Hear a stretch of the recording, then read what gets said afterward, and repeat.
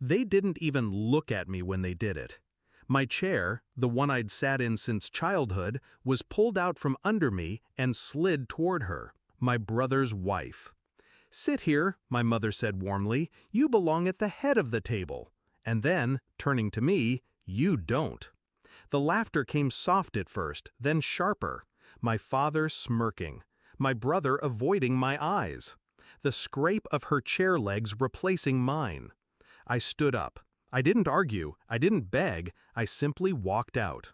Silence was my answer.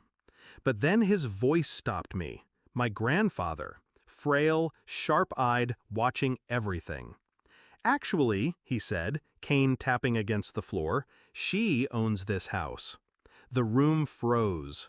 They thought it was a joke. They had no idea what was about to unravel. I grew up at that table. Every meal, every argument, every holiday. It was the stage where I was always cast as the extra. My brother was the prodigy. Perfect grades, perfect smile. The one they poured their love into.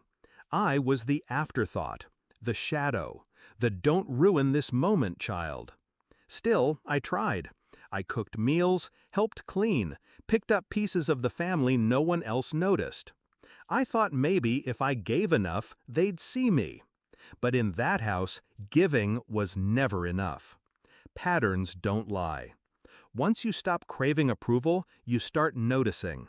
The way my mother's compliments curved toward my brother's wife. The way my father consulted him on everything and dismissed me with silence. The way my seat slowly moved down the table, farther and farther away. The final proof came when I overheard them planning. My mother's voice through the thin kitchen walls. "This house will go to him, of course. She doesn't need anything. She's lucky we let her stay here at all." Lucky. Like oxygen was charity. Like my existence was a burden to be excused. That night I stopped waiting for their recognition. I started planning for their reckoning. My grandfather was the only one who saw. He'd sit in his corner chair, quiet, listening.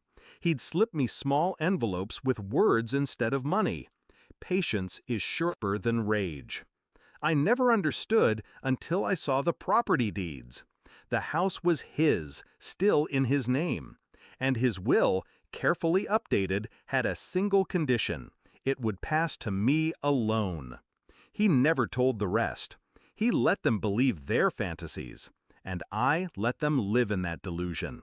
Because when truth strikes, it cuts deepest through arrogance. I didn't gloat. I didn't warn. I prepared.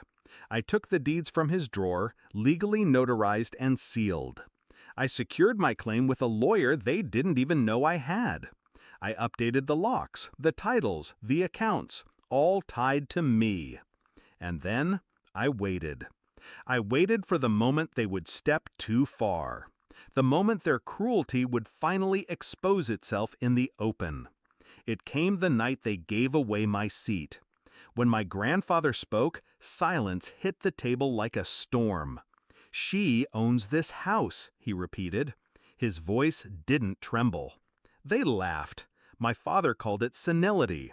My mother dismissed it with a wave. But I saw the flicker in their eyes, the first crack of doubt. That's when I placed the folder on the table. Smooth leather, tied with a red ribbon. Inside, every legal document proving the house was mine. Deeds signed, will notarized, witnesses listed. Their forks clattered, their faces drained. My brother's wife looked around lost, like her chair had suddenly turned to ice beneath her. "This is my home," I said evenly. "You were right. I don't belong at this table. You don't belong in this house." The explosion came fast. My father's voice thundered. My mother shrieked. My brother demanded fairness. But fairness had never lived here, and I had already prepared the final blow. I stood, calm, as I revealed the letters. My grandfather's own handwriting bequeathing everything to me. Not out of pity, but justice. Every word damning their neglect, their cruelty, their blindness. I watched them read. watched their faces twist as they realized it wasn't just the house, it was the land, the accounts, the legacy they thought was theirs. All mine. And my grandfather, silent in his chair, gave me the smallest nod, the last blessing he ever gave. They left that night, some shouting, some crying, some begging. But they left. The table stayed. My chair returned to its place. The silence of the house felt different, no longer oppressive, but clean. Do I regret it? No. I didn't steal anything. I didn't trick anyone.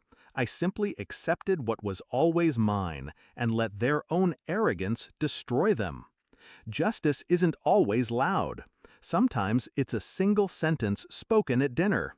Actually, she owns this house. And from that moment on, every bite of food tasted better, because it was eaten in peace, at my table, in my home.